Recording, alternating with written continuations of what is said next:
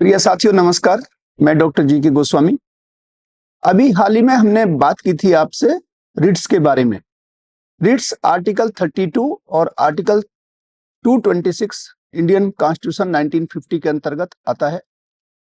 आज हमने बात करनी है आपसे writ of mandamus. Writ of mandamus के अंदर जो भी कोई गवर्नमेंट ऑफिस है, गवर्नमेंट या पब्लिक सर्वेंट है, वो अगर कोई अपनी ड्यूटी करने में आनाकानी करते हैं या किसी प्रकार की हीला हवाली करें तो आपको अधिकार है कि आप पीआईएल के द्वारा या जो एग्रीड पर्सन है उसके द्वारा सीधे सुप्रीम कोर्ट या हाई कोर्ट में दरवाजा खटखटा सकते हैं। रिट ऑफ मैंडामस किसी भी पब्लिक सर्वेंट को या गवर्नमेंट सर्वेंट को ये कंपेल करती है कि आप अपनी ड्यूटी को अंजाम दीजिए। मान लिया कोई नगर निगम है या कोई अन्य ऑफिस है और कहीं कोई बिजली का तार गिर गया है या कोई और होल, जो ये सीवेज होल हैं, वो खुला हुआ है और कोई आदमी अगर कार्य ना करे तो आप रिट में जा सकते हैं।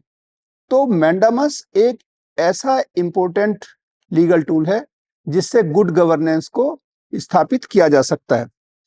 अगर हम बात करें तो 1986 में CAG controller auditor general versus Jagannathan के केस में रिट ऑफ मैंडामस के बारे में काफी डिटेल में चर्चा की गई। इसी प्रकार से union of India versus SB Bohra 2004 का केस भी रिट ऑफ मैंडामस के लिए बहुत महत्वपूर्ण है।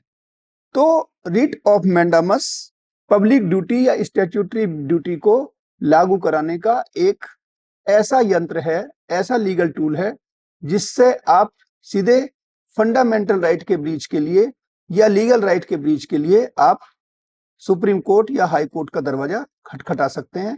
इन्हीं शब्दों के साथ हम अगली बार बात करेंगे आपसे रिट क्यो वारंटो के बारे में। क्यो वारंटो क्या है, सुनते रहिए हमारे इस चैनल को और आपसे अनुरोध है कि सुनने के साथ साथ इसको सब्सक्राइब भी कीजिए और अपने साथियों में इसको वितरित भी करिए।